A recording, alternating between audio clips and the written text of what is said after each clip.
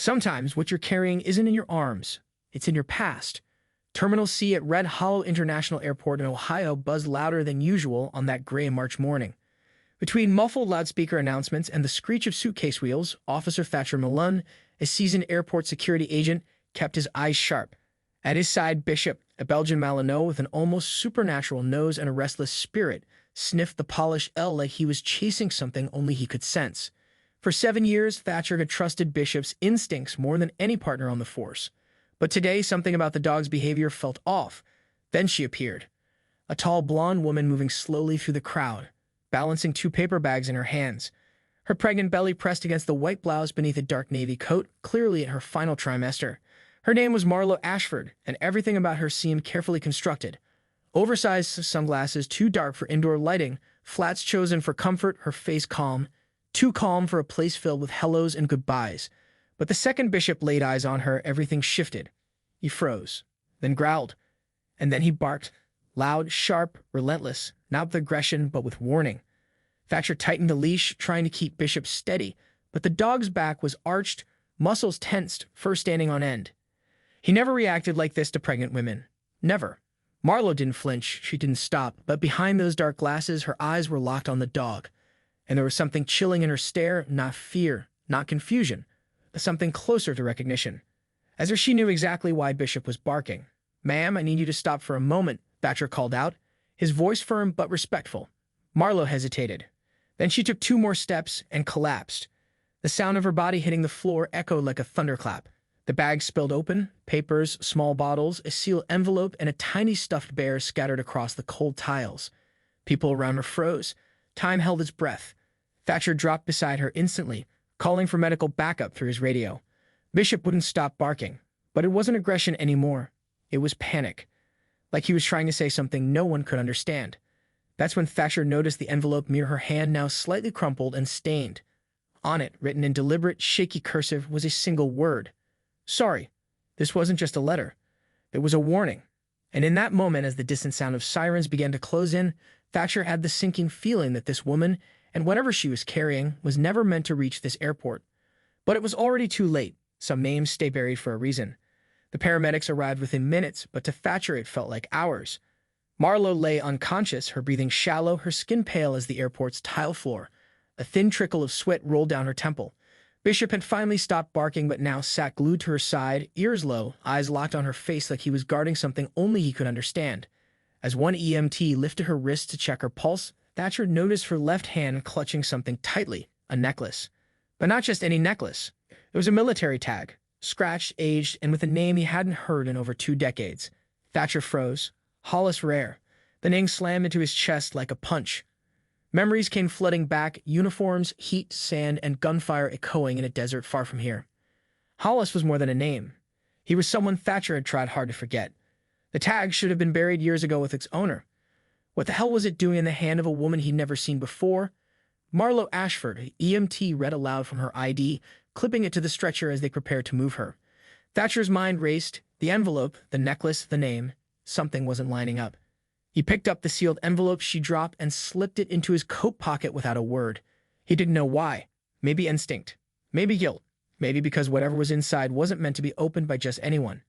As the gurney rolled away, Bishop pulled against his leash, whining softly. It wasn't his usual behavior. Thatcher knelt beside the dog, hand firm on his collar. "You knew something," he whispered. "Didn't you?" Bishop let out a low, broken whimper, one Thatcher had only heard once before. The day Hollis didn't come back. Back in the staff office, Thatcher stared at the envelope under the harsh fluorescent light. The handwriting was unmistakable. It wasn't Marlowe's. It was Hollis, slanted, rushed, and all uppercase like he always wrote under pressure. But Hollis was dead. KIA confirmed. Funeral held. Coffin closed. How could this letter exist now in 2025? Thatcher sat down hard in the metal chair, the noise echoing through the empty break room. He reached into his coat and slowly, carefully opened the envelope. Inside was a single page, yellowed at the edges. His hands shook as he unfolded it. The first line read, "If you're reading this, it means I failed to keep my promise. Some ghosts don't haunt, they guide." Thatcher read the first line again, this time slower. "If you're reading this, it means I failed to keep my promise." His heart pounded against his ribs as if trying to push the truth away. The rest of the letter was written in the same frantic tone, half confession, half warning. Hollis spoke of someone he had met during their last tour in Kandahar, a woman named Lena, a civilian translator, and a secret he swore to protect until the day he died. She was carrying more than just her own past, the letter read, and I was carrying more than just gear. Thatcher remembered Lena. Not well. She was quiet, always in the shadows, never too close to the soldiers. But Hollis had looked at her differently. Now, 22 years later, a woman named Marlo Ashford had collapsed in an airport clutching Hollis' dog tag and carrying his letter. The math was horrifying, but it made sense. If Lena had been pregnant when Hollis died, Marlo could be the child. But if that was true, why was she here? Why now? His thoughts were cut short by a sharp knock at the door. Officer Dorian Fay, Thatcher's young but sharp-eyed partner, stepped inside with a tight expression. "She woke up," Dorian said. "She's asking for you." Thatcher stood slowly, folding the letter and sliding it back into his coat pocket. The chill in his spine had nothing to do with the cold. "What's her condition?" "Stable." Confused, but she said your name specifically. Thatcher didn't remember ever meeting Marlo before today, but something about the way Bishop had reacted and now her asking for him. It wasn't a coincidence. He followed Dorian down the sterile hallway toward the airport clinic where they'd stabilized her. The hum of the fluorescent lights above seemed louder than normal. Every step toward her door felt like walking into a chapter of his past he never wanted to reopen. He paused outside the room. Through the glass, he could see her sitting up, pale lips, dry hands fidgeting the hospital blanket. She looked younger now, vulnerable, like someone barely holding herself together. Her eyes lifted. Their gazes met, and for a second, just one, he saw Hollis in her expression. The shape of the eyes, the weight of unspoken truth. She mouthed something. Not a greeting, not a name. It was a question. "Do you even know who I am?" You can hide a secret for decades, until it looks you in the eyes. Thatcher stepped into the room, and the silence felt heavier than the air itself. Marlo didn't speak at first. Her hands were clenched around the hospital blanket, knuckles pale. Her eyes, though they never left his, weren't just looking at him. They were searching him, measuring something. "You knew of him, didn't you?" she asked, her voice hoarse but steady. Hollis Rare? She didn't say my father. And Thatcher didn't answer right away because part of him still couldn't say it out loud. "I served with him," Thatcher finally replied, his voice quiet. "We were in the same unit, until the last tour." She nodded once as if confirming something only she could see. "He wrote about you," she said, and her eyes welled with tears that didn't fall. "Said you were the only man he trusted. Said if something happened to him, you'd know what to do." Thatcher's throat tightened. He didn't feel worthy of that kind of trust. Not after the decisions he'd made. Not after how Hollis died. Marlo reached under her pillow and pulled out a second letter. Worn, creased, almost falling apart. "He wrote this to me, before I was born. My mother kept it hidden my whole life. Said it was too dangerous. That it would only bring pain." She handed it to him with trembling fingers. Thatcher took it, feeling the weight of it like it was lined with lead. He didn't open it. He couldn't. "Not yet. I only found it after she passed," Marlo continued. "A few weeks ago, and then things started happening. People watching me, following me. Someone tried to break into my apartment. They didn't take anything. Just searched, as if they were looking for something specific." Her voice cracked now, and she pressed her hand against her belly, instinctively protective. "That's why I came here. To find you. To find out who he really was, and why someone still wants whatever he left behind." Thatcher sat down slowly in the chair by her bedside, the letter resting on his knee like it might catch fire at any moment. "There were things Hollis never told anyone," he said. "Not even me. But if someone's still after his secrets, it means whatever he buried didn't stay buried." Marlo turned her head, staring at the blank wall. "And now I'm the one carrying it." Thatcher didn't correct her, because deep down they both knew she wasn't just talking about the baby. Some things are stolen to protect the world, others to protect a soul. That night, Thatcher sat alone in his apartment, the letter from Marlo still unopened on the table in front of him. The lamp cast a dull yellow light over the edges of the paper, making the words "to my daughter, if I'm gone" look even heavier. Bishop lay at his feet, ears twitching, eyes half open. Alert even now. In rest, the air felt thick with memory and guilt. There were things Thatcher remembered from that final mission with Hollis, things no one else was supposed to know, things that had haunted his sleep for over 20 years. He finally opened the letter. Hollis's handwriting, shaky and rushed, spilled across the page like a man trying to outrun time. He spoke of government files, hidden documents, and a flash drive taken during a covert recovery operation, one that wasn't in any official report. "They told us we found weapons," the letter read, "but what I saw wasn't designed for the battlefield. It was information, personal names, coordinates, and something else. Something they were willing to kill for. Thatcher's stomach dropped. He remembered that mission, the night Hollis disappeared for nearly 4 hours and came back with blood on his shirt and fear in his eyes. He never explained, never told anyone what he'd done, just handed off a sealed satchel to someone from Langley and pretended it never happened. Until now. Now that satchel's contents had likely never reached its destination, or worse, it had, and someone wanted it back. A knock on the door snapped him out of his spiral. 3 sharp raps, not random, not hesitant. Bishop stood in a flash, growling low. Thatcher approached the door cautiously, gun at his side. He opened it just enough to see the hallway empty, but something was taped to the door. A photo, grainy, black and white. It showed Marin standing at a bus stop, visibly pregnant. On the back, a single typed message. "You're not the only one who got the letter." Thatcher's blood went cold. It wasn't just about Marlowe anymore. Someone else out there had received the same warning, the same knowledge, and they were watching her. Which meant she wasn't safe. Not in the airport, not in the clinic, not anywhere. He turned back to Bishop. "Get your vest," he muttered. "We going back." Whatever Hollis had stolen, Marlowe was now the key to finding it. And someone out there wanted her silence before she realized it. Sometimes your arrival was predicted long before you packed your bags. By the time Thatcher arrived back at the airport clinic, it was just past midnight. The halls were quiet, most travelers long gone, replaced by janitors and overnight staff who barely glanced at him. But something in the air felt wrong. Bishop moved ahead of him with purpose. Nose twitching, ears forward. The clinic doors were unlocked. That alone was a red flag. Security never left those rooms open after hours. He reached for his badge, pushing the door slowly. The lights were off. No nurse at the desk. And Marlowe's room, empty. Her blanket lay folded on the chair. A plastic cup of water still sat untouched on the nightstand. Thatcher's gut twisted. She wouldn't have left without telling someone, not after the conversation they had. Not unless. He turned to Bishop. The dog was locked in on something, the air vent sniffing furiously. Then he growled, deep angry. Someone had been there recently. And whoever it was, they didn't want Marlowe to stay. His phone buzzed in his pocket. "Unknown number," he answered. No one spoke for 3 seconds. Then a voice, distorted, male, calculated. "She's safer with us than with you, Officer Mallon. Stay out of this. You've already failed her father. Don't fail her too." The line went dead. Thatcher stood frozen, his hands clenched around the phone. The room around him felt colder now. Whoever had taken her knew who he was. Knew about Hollis. Knew about the past. And they weren't some street-level thugs. This was coordinated. Precise. Planned. He replayed the message in his mind. You already failed her father. The guilt dug deeper now. But the anger was stronger. He hadn't been able to save Hollis, but he wouldn't lose Marlowe too. Back at Security HQ, Thatcher pulled the footage from the clinic hallway. And there it was, 11:46 p.m., 2 men dressed as paramedics, pushing a gurney. Calm. Professional. Marlowe, unconscious, strapped in. No struggle. They even nodded at the night staff, fake credentials, real uniforms, and gone in less than 90 seconds. He paused the screen. Zoomed in. A patch on the gurney bag, barely visible. Ryan. A name from a past he hoped was buried.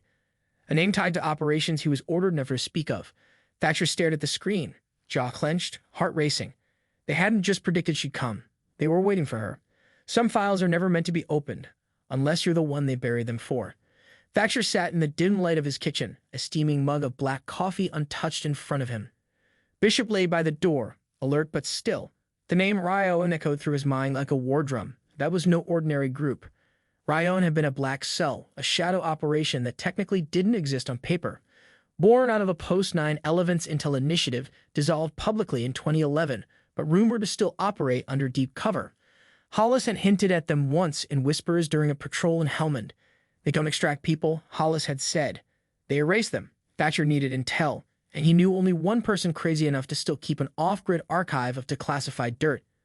Albie Crane, a conspiracy theory junkie and former NSA analyst who'd gone rogue years ago.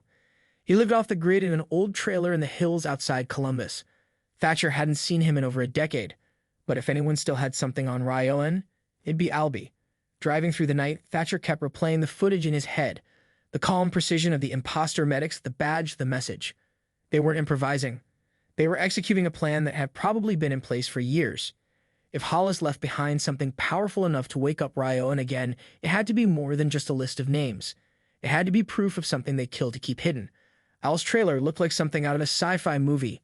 Solar panels, wires hanging from satellite dishes, and a sign on the door that read, "Smile, you are already compromised."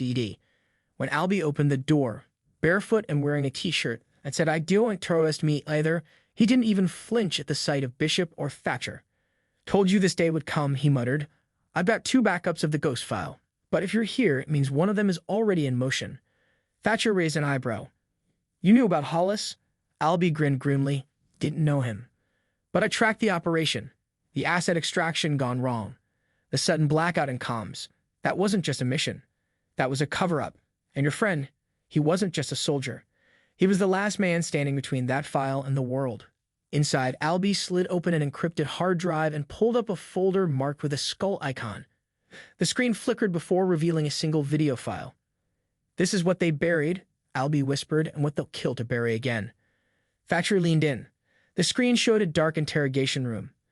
A shadowy figure sat across from a man bound to a chair, bruised, barely conscious.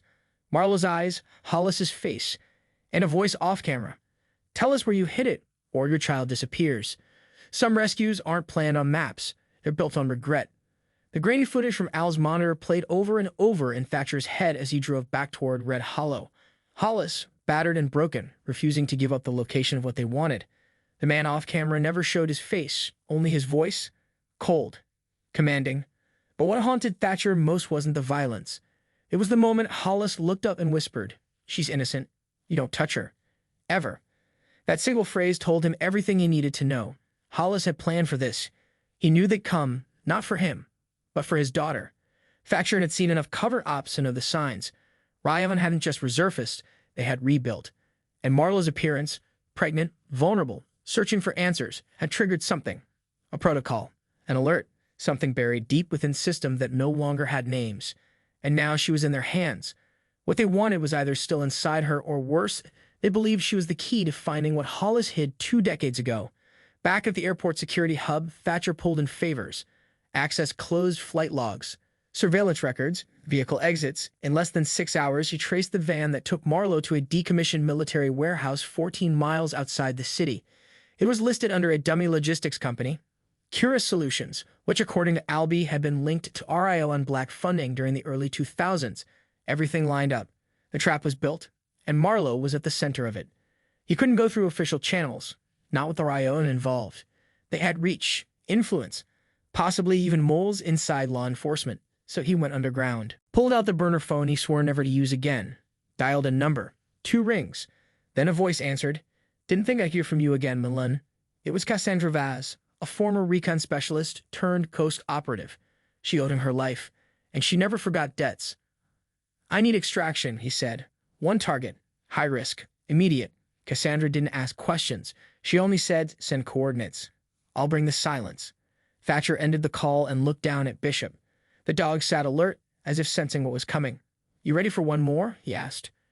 Bishop's tail thumped once, then again. It was all the answer he needed. As he loaded his weapon and secured the hard drive with the footage into a locked case, Thatcher's mind returned to the words in Hollis's letter. "If you find her, protect her." Even from the truth, he strapped on his vest, checked his watch, and whispered to himself, "Time's up, Hollis. I'm getting her out. You don't realize how dark the world is until someone locks the door behind you." Reaching the rusted structure, Cassandra Vaz arrived minutes later, dressed in black tactical gear, her eyes hidden behind infrared lenses. She didn't waste time with greetings, just handed him a calm and nodded toward the building. 2 guards at the rear entrance. Third one smokes every 18 minutes by the generator. "We'll go in on his next break." Thatcher nodded, impressed she hadn't lost her edge, but he could feel the tension in his chest. This wasn't just another operation. Marlowe was inside. They moved in silence, weaving through shadows. Bishop led the way, his movements fluid, precise. At exactly 2:13 a.m., the 3rd guard lit a cigarette, just like Cassandra said. They slipped through a side panel that had been pried open long ago, forgotten by whoever last inspected the place. Inside, it smelled of oil, metal, and something older, decay. The corridors were narrow, lined with crates that bore no labels. Thatcher's flashlight passed over them, revealing only dust and locks. And then they heard it, a faint voice, weak female. They followed the sound through a winding path until they reached a locked room with a small window. Marlowe sat inside, cuffed to a chair, her hair matted, lips cracked. But her eyes lit up the moment she saw him. Thatcher's chest tightened.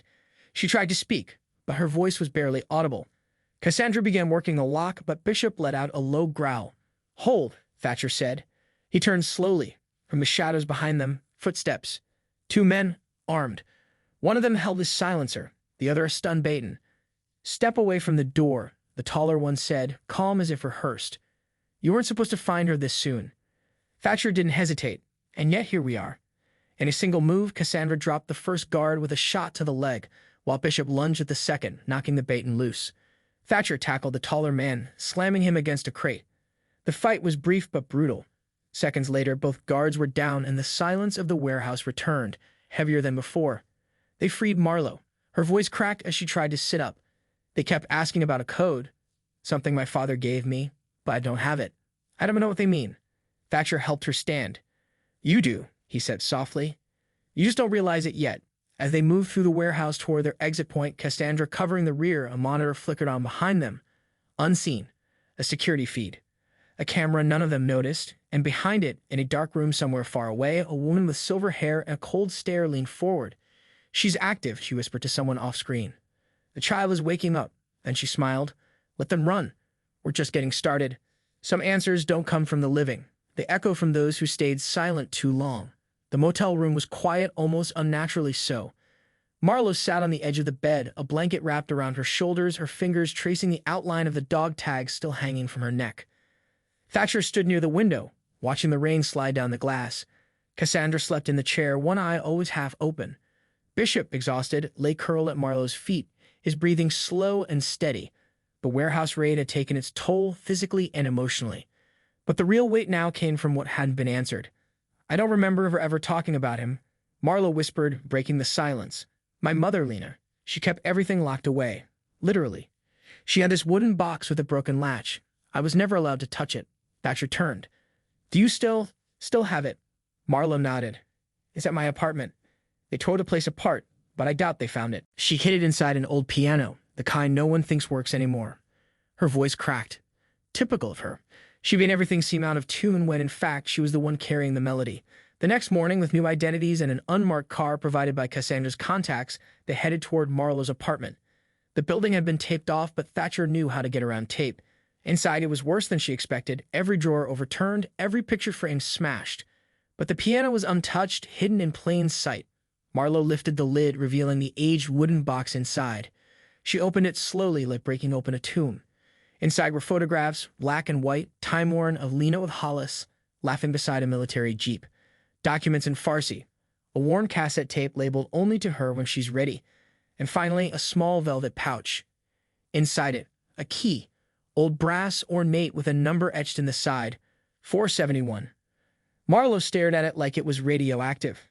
"I've seen this number before," she murmured. "In her handwriting. On a map of Arlington." Thatcher's eyes narrowed. "That's not just a key. That's a location. A safe deposit box. Back at the motel, they listened to the cassette." Lena's voice was older than Marlowe remembered, slower, more deliberate. "If you're hearing this, it means you're in danger. I'm sorry. I tried to protect you. From him, from them, from the truth. But you were always going to find your way back. You were born to." Marlowe's hands trembled. "I never told you about what they did to Hollis. Or to me. But what's in that box, it doesn't just belong to them. It belongs to you. And they'll do anything to keep it buried." Outside, the rain had turned to thunder. Lightning lit the sky for a single second, and in that flash, through the motel window, Thatcher saw something. A figure. Watching. He stood up instantly. "They found us." Cassandra opened her eyes. Bishop growled, and Marlowe whispered, as if the truth had finally surfaced. "It was never about the file. It was about me. Some truths don't fit in a box. They break everything around them." The train to Arlington was quiet. The rhythmic hum on the tracks barely audible beneath the weight of what they were about to do. Marlowe sat between Thatcher and Cassandra, the key clutched tightly in her hand like a lifeline. Bishop lay under the seat, unusually still, as if sensing the gravity of their destination. None of them spoke much. The air between them was thick with anticipation, fear, and questions that had no easy answers. For Thatcher, the silence was a battlefield in itself. He could feel the war returning, not the one fought with guns, but the one fought with memory. They arrived just past noon. The sky was gray, matching the stone streets and heavy federal buildings that surrounded the historical district. The bank was old, made of granite with brass doors and guards that looked more ceremonial than functional. Inside, they were greeted by a receptionist who barely looked up from her screen until she saw the key. Her face changed instantly. Recognition. Alarm. She stood and called for the manager without another word. Moments later, a man in a sharp navy suit appeared, introducing himself as Mr. Lon. He led them through a long corridor past rows of steel deposit boxes. Box 471, he said, stopping in front of a vault with dual locks. This box hasn't been accessed in over 20 years. The account was sealed by request of a Miss Lena V. Ashford. You must be her designated heir. Marlowe nodded. Her voice was steady. I am. Lon inserted his master key. Marlowe inserted hers. Together, the locks clicked and the heavy drawer slid open with a metallic groan. Inside, there was no money, no jewelry, just a thick manila envelope marked eyes only and a small antique pocket watch still ticking. Marlowe picked up the envelope first. Inside were classified documents marked with military seals, some in English, others in Farsi. Photographs of men in uniform, maps with red lines drawn through desert terrain, and one image that made Thatcher step back. It was a younger version of him and Hollis, standing in front of a base with a woman just barely visible behind them. Lena. But beneath the papers, there was something else. A DNA report sealed in plastic. The name at the top, Marlowe v. Ashford, and under it, a line highlighted in yellow. Anomalous genetic markers detected. Subject matches Project Helix profile. Cassandra narrowed her eyes. Project Helix. That's Black Ops level biotech. DARPA started that in the 90s and shut it down when too many assets went missing. Thatcher's stomach turned.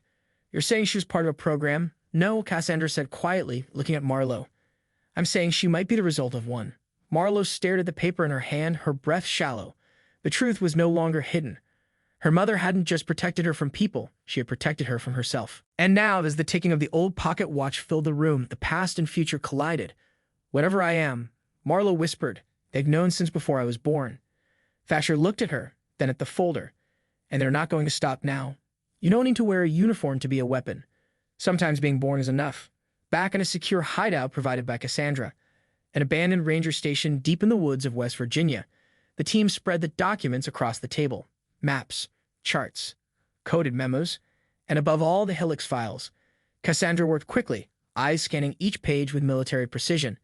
Thatcher stood by the window, arms crossed, while Marlowe sat silently, the DNA report in her lap. The truth was starting to take shape, but it was far more dangerous than any of them expected. Project Helix wasn't just gene research, Cassandra finally said, holding up one of the faded documents. It was an off-record operation built to identify and manipulate inherited biological advantages, intelligence, strength, memory, even psychological resilience. They were trying to create super soldiers. They were trying to breed them. Thatcher's voice was low. Selective pairing, controlled environments, monitoring from birth. Cassandra nodded. And according to this, Lena was a volunteer, or maybe a target. She had genetic markers they considered prime. Thatcher looked at Marlowe and Hollis. He wasn't just your father, Cassandra replied. He was your handler, your protector, your warning system. Marlowe's eyes filled with tears, but she didn't cry. Not now. So my entire life was planned, she asked. Everything. No, Thatcher said gently, but someone planned for what you could become. That doesn't mean they get to decide who you are. She shook her head. Then why? Why do I feel like something's changing inside me? Cassandra looked up sharply. What do you mean, changing? Marlowe hesitated. Lately, I've been remembering things I never lived, places I've never been. I can hear voices sometimes. Echoes. Not just thoughts. Memories. But they're not mine. The room went silent. Cassandra pulled out a page from the bottom of the folder. A psychological evaluation labeled Subject 6A.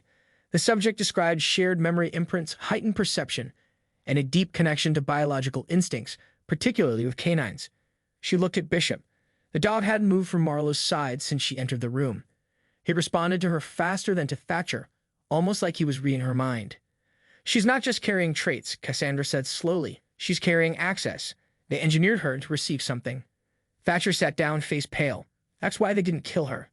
They need her conscious, alive, awake. Marlowe looked down at the DNA report, then back at the room. So what happens when I fully wake up?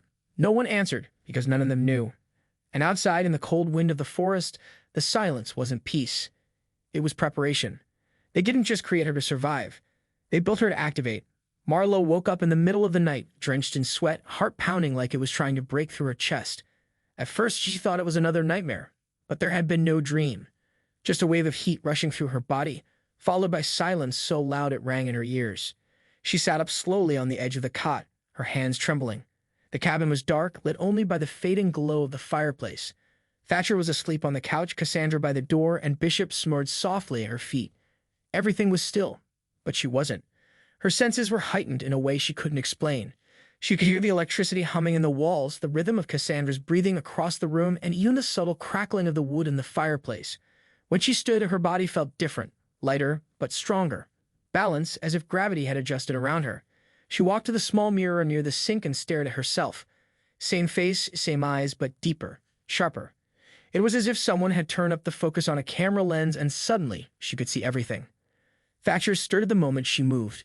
He blinked twice, reached for his sidearm, and then stopped when he saw her standing still in the dim light, almost glowing from the sweat and firelight.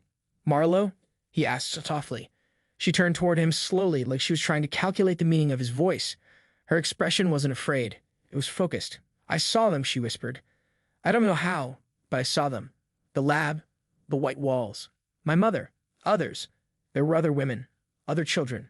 I knew them, but I'd never met them." Cassandra sat up instantly.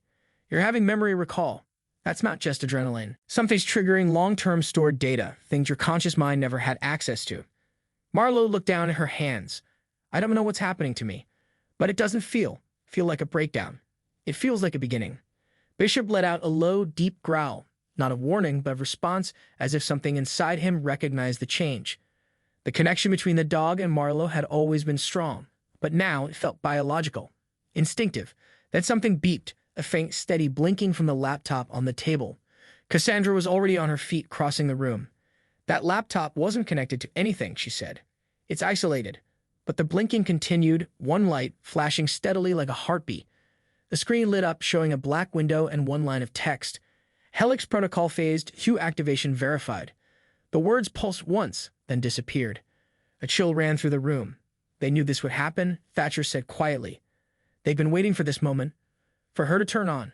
Marlowe backed away from the screen, her voice barely audible. "I didn't press anything. I didn't connect anything. It just happened." Cassandra closed the laptop and locked it down. "That's because it was never about external control," she said. "The protocol was inside you." And now she looked at Thatcher. "She's broadcasting. You can't run from your creators, not when they built you to find them." The silence after the protocol activation was louder than any alarm. Marlowe could feel something shifting inside her, not just physically, but mentally, emotionally, even spiritually. She wasn't just changing. She was connecting to something bigger. Thatcher knew their window was closing fast. Now that the Helix protocol had verified its activation, the people behind it, the ones who built it, would already be on high alert. They knew she existed. They knew she was active. And they would come. Cassandra had traced a name from the documents they found in the safety deposit box. Dr. Julian Crest, the former DRPA geneticist, officially declared dead in 2012 after a mysterious lab accident. But encrypted financial logs told a different story. He was still drawing funds through a shell company based in Arizona. "He's not dead," Cassandra confirmed. "He just vanished behind the right paperwork." Marlowe stared at the screen. "If he helped create me, then he owes me the truth." The location was disguised as a rehab center in the middle of the Arizona desert. Isolated, silent, surrounded by sand and shadows. But the surveillance feeds painted a different picture. Armed guards, unmarked vehicles, thermal sensors, and reinforced entryways. "This isn't rehab," Thatcher said. "It's a bunker." Cassandra nodded, already unpacking their gear. "Then we go in like it's a fortress." They breached the facility just after midnight using an old maintenance shaft Albie had found buried in a decade-old blueprint. Inside, the air was cold, sterile, and heavy with something ancient, the weight of secrets. The walls were concrete. The lighting minimal. After navigating through narrow corridors and bypassing security traps, they found the hidden lab on the sublevel. And standing inside, almost as if he had been waiting, was a man with gray hair and hollow eyes. He didn't run. He didn't panic. He just raised his hands slowly. "You're early," he said softly, staring at Marlowe. "The protocol was triggered too soon." Thatcher stepped forward, gun aimed. "Are you Dr. Crest?" "I was," the man replied. "Now I'm just the last one who remembers how she was made." Marlowe stepped toward him, her voice steady but cracking. "Why? Why my mother? Why me?" Crest exhaled slowly. "Because she had the purest markers. And you are our only success." The quiet answer to a question the world hasn't asked yet. Cassandra's voice was sharp. "What question?" He looked at her, then back to Marlowe. "Helix wasn't the end. It was the first step, a prototype. And you were the only one who survived the process. Before anyone could react, an explosion rocked the whole hallway behind them. The building shook. Red lights flashed. Sirens screamed to life. Security breach detected. Containment protocol initiated, the system announced. Crest gave a bitter smile. You wanted the truth, he said. Now they'll make sure you never leave with it. They built her to be a secret. Now she's their biggest liability. The hallway erupted in red light and blaring sirens. Dust shook from the ceiling as metal doors slammed shut in sequence, cutting off escape routes one by one. Cassandra grabbed Marlowe's arm and pulled her back into the lab. They're sealing the exits. We've got 90 seconds max. Thatcher locked eyes with Dr. Crest. You're coming with us. But Crest didn't move. His face had gone pale. I was never meant to leave this place, he said. But she was. Marlowe looked around her, breathing fast, but her mind calm. Unnaturally calm. The flashes in her memory returned like bursts of light. The blueprints of the compound, the maintenance shafts, the generator rooms. She wasn't just remembering now. She was accessing knowledge she never studied, data she was never supposed to have. There's a sub-tunnel beneath Lab 3, she said suddenly. It leads to the old cooling chambers. Cassandra stared at her. How do you know that? I don't, Marlowe whispered. But I do. They moved fast. Thatcher took point. Cassandra covered the rear, and Marlowe guided them through the maze of concrete. Bishop stayed glued to her side, moving with sharp, instinctual precision.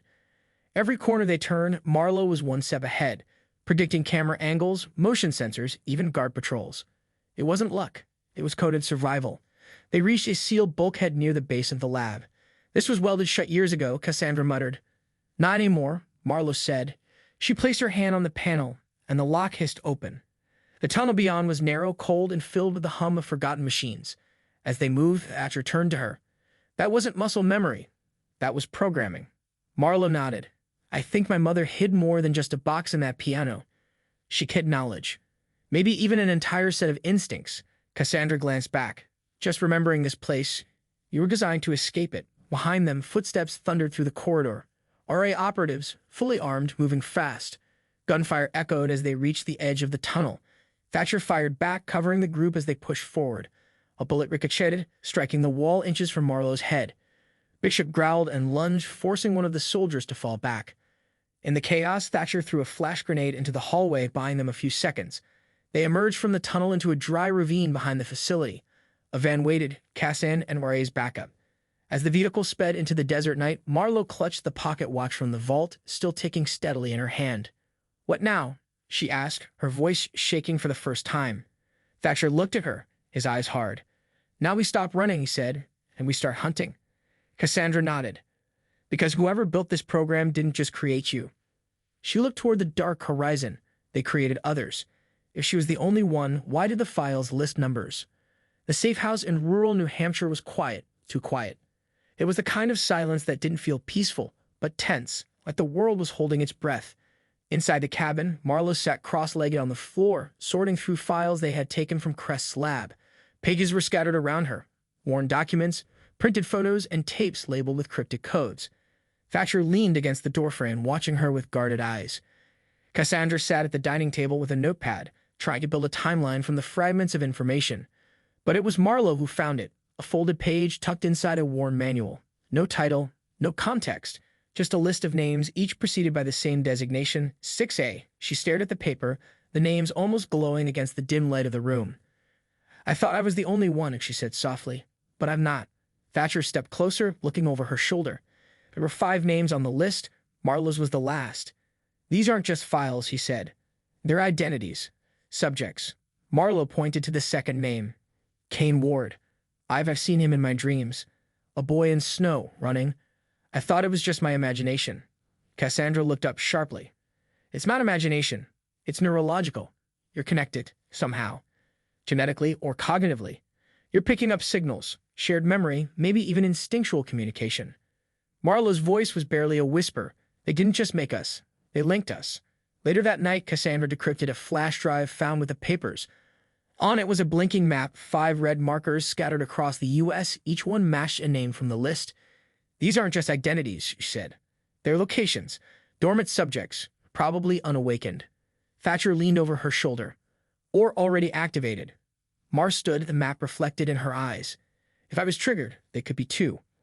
Or they could be in danger, like I was. Cassandra nodded grimly. And if they are waking up, they won't know who to trust. Thatcher added, that makes them vulnerable, or deadly. Marlowe walked to the far corner of the room where the pocket watch from the vault sat on a small table. She picked it up, feeling its steady ticking in her palm. There's something about this watch, she said. Something that keeps showing up in my dreams.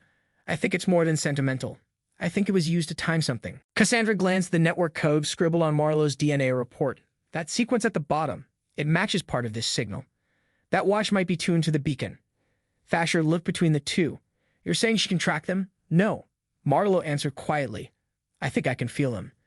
As the team made plans to investigate the closest subject on the list, the map blinked again. One of the markers shifted slightly, moving in the snowy forests of Oregon. A teenage boy bolted upright in bed, nose bleeding, breath shallow. He looked at the sky as if someone had just called his name. He wiped the blood away with a trembling hand and whispered, Marlowe. He didn't know her name, but somehow he'd always been waiting for her. The town of Silver Pines, Oregon, was the kind of place people forgot, quiet, surrounded by forest, and buried in snow most of the year.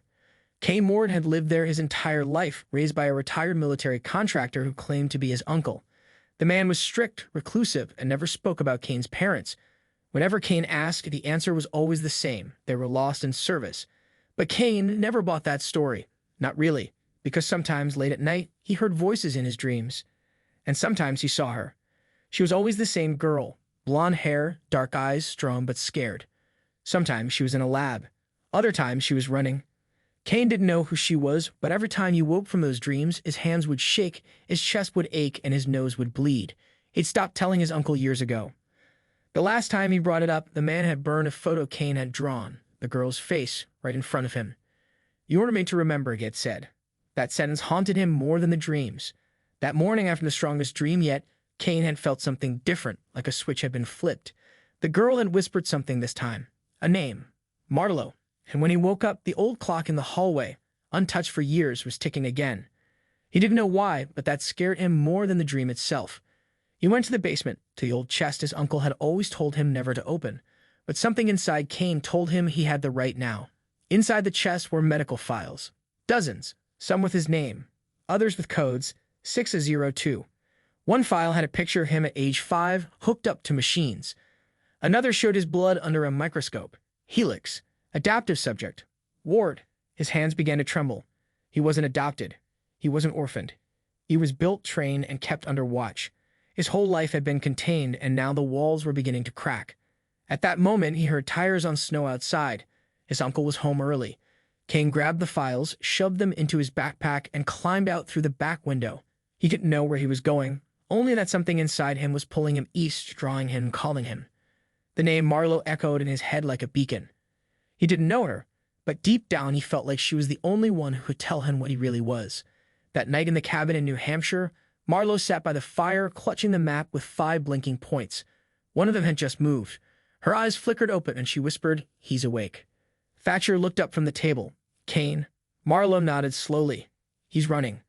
Cassandra stepped in from outside, snow in her boots. Then we better find him before they do. Some meetings aren't chance. They're coded into your blood. The snow fell hard in northern Pennsylvania as the team crossed state lines in the black SUV Cassandra had modified to avoid surveillance. Marlowe sat in the back seat, eyes fixed on the blinking tracker on the laptop beside her. One of the red dots had begun to move, erratic at first, then steady, heading east. Kane Ward. She didn't know how she could feel it, but it was there, a kind of resonance in her chest, like his presence pulled something deep inside her into alignment. He's scared, she said quietly. But he's not running from me. He's running to me. Cassandra glanced at her in the rearview mirror. The link between you two is getting stronger. If a Helix design included shared neural frequency, the closer you get, the more connected you'll become. Thatcher, riding shotgun, didn't like the sound of that. So what happens when all of them are awake? Cassandra exhaled. Then the experiment is live. And there's no telling what that means for any of us. Marlowe looked down at her hands. They didn't shake anymore. In fact, the more she tapped into that connection, the more focused and in control she felt, like the chaos around her made her mind sharper. She wasn't falling apart. She was falling into place. Meanwhile, deep in the forest near Scranton, Kane trudged through knee-deep snow, the files in his backpack weighing more on his soul than on his shoulders. His breath came in sharp bursts, his skin numb, but something kept pushing him forward. He didn't know what lay ahead, only that going back meant being erased. Behind him, the faint rumble of tires on snow echoed like a bad omen.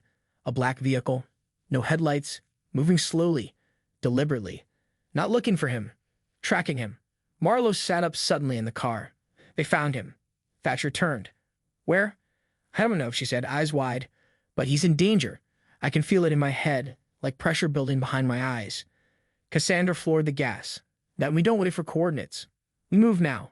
That night, as Kane stumbled across a frozen creek, a voice called out from the trees. Come. Cold-controlled asset 602, halt. 3 men in tactical black stepped out from the darkness, weapons raised. Kane froze, heart slamming in his chest. And just when it seemed like it was over, a shape burst from the shadows. Bishop, followed by Marlowe. When two pieces of the same code collide, something new begins. Snow exploded around them as Bishop lunged at the nearest RA operative, knocking the man flat onto the ice. Marlowe moved fast, faster than she had ever moved before. She tackled Kane behind a fallen tree just as gunfire lit up the clearing. You're real, he whispered, stunned, his breath foaming in the cold. I've seen you in my head for years. She looked him in the eye, her voice steady despite the chaos. You're not crazy. You're connected. Kane nodded, still shaking. I thought I was losing my mind. No, Marlowe said. You're waking up. Thatcher and Cassandra provided cover fire from behind a ridge, forcing the remaining REON agents to retreat for now. When the gunfire stopped and the snow settled again, the forest fell into a tense, eerie silence. Kane looked at Marlowe, stunned. How did you find me? I didn't, she said. We found each other. There was something electric between them now, not romantic, not verbal, something else. Like the feeling of remembering a song you've never heard before but already know by heart. Back at the SUV, Kane sat with his head in his hands, trying to process everything. The files in his backpack matched the data Cassandra had decrypted, neural links, genetic sequencing, shared memory networks. He wasn't just like Marlowe. He was built with her. The second viable Helix subject. Cassandra looked at both of them. There were 5, she reminded them. You're 2, which means 3 are still out there. And REON won't stop now, not after this. Marlowe glanced at Kane.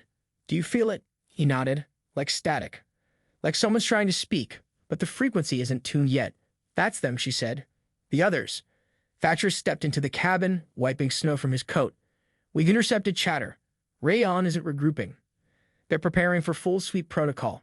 They're going to activate whoever's left or eliminate them before we get there. His breath came in sharp bursts, his skin numb, but something kept pushing him forward. He didn't know what lay ahead, only that going back meant being erased. Behind him, the faint rumble of tires on snow echoed like a bad omen. A black vehicle, no headlights, moving slowly, deliberately, not looking for him, tracking him. Marlowe sat up suddenly in the car. They found him. Thatcher turned. Where? I don't know, she said, eyes wide. But he's in danger. I can feel it in my head, like pressure building behind my eyes. Cassandra floored the gas. Then we don't wait for coordinates. We move now. That night, as Kane stumbled across a frozen creek, a voice called out from the trees. Come. Cold-controlled asset 602. Halt. 3 men in tactical black stepped out from the darkness, weapons raised. Kane froze, heart slamming in his chest. And just when it seemed like it was over, a shape burst from the shadows. Bishop, followed by Marlowe. When two pieces of the same code collide, something new begins. Snow exploded around them as Bishop lunged at the nearest RA operative, knocking the man flat onto the ice. Marlowe moved fast, faster than she had ever moved before. She tackled Kane behind a fallen tree just as gunfire lit up the clearing. You're real, he whispered, stunned, his breath fogging in the cold. I've seen you in my head for years. She looked him in the eye, her voice steady despite the chaos. You're not crazy. You're connected. Kane nodded, still shaking. I thought I was losing my mind. No, Marlowe said. You're waking up.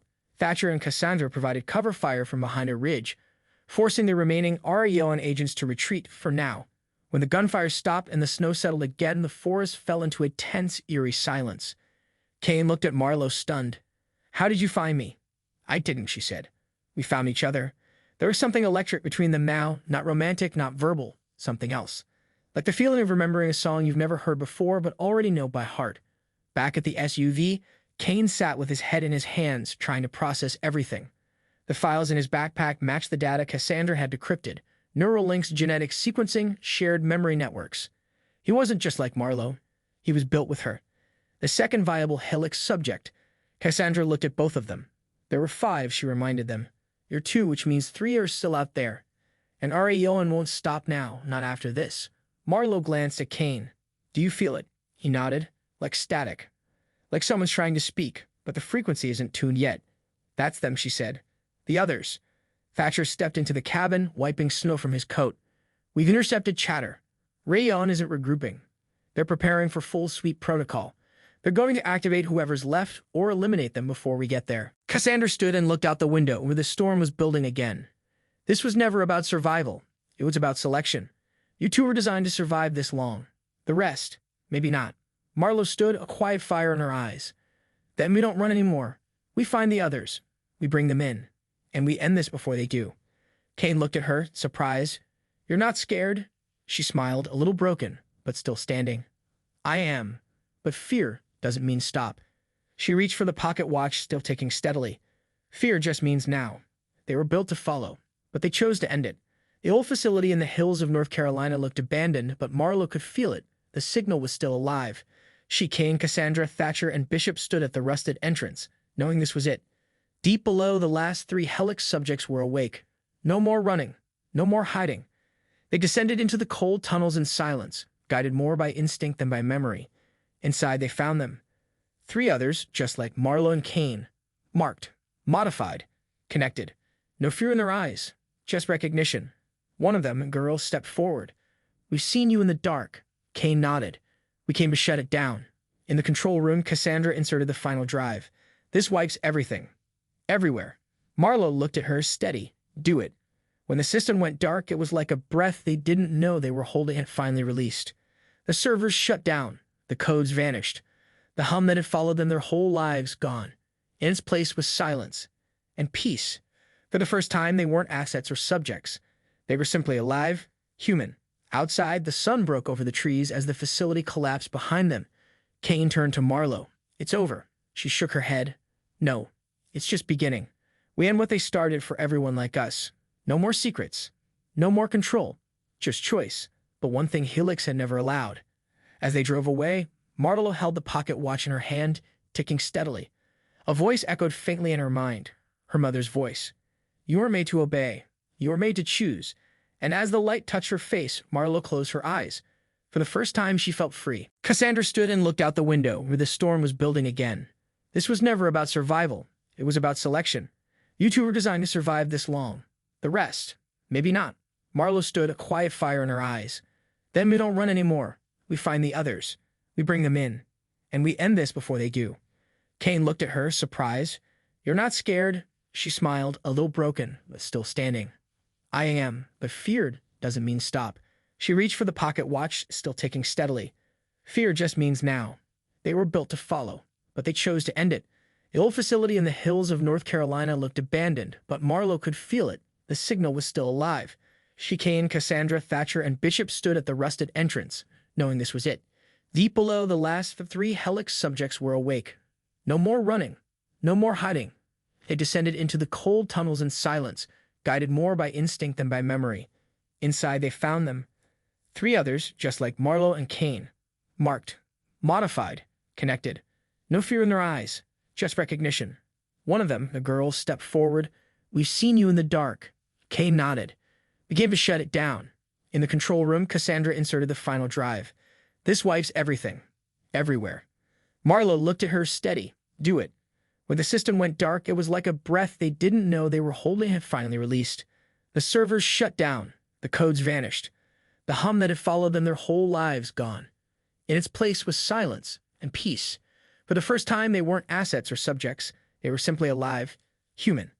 Outside, the sun broke over the trees as the facility collapsed behind them. Kane turned to Marlowe. It's over. She shook her head. No, it's just beginning. We end what they started for everyone like us. No more secrets. No more control. Just choice. But one thing Helix had never allowed. As they drove away, Marlowe held the pocket watch in her hand, ticking steadily. A voice echoed faintly in her mind. Her mother's voice. You were made to obey. You were made to choose. And as the light touched her face, Marlowe closed her eyes. For the first time, she felt free.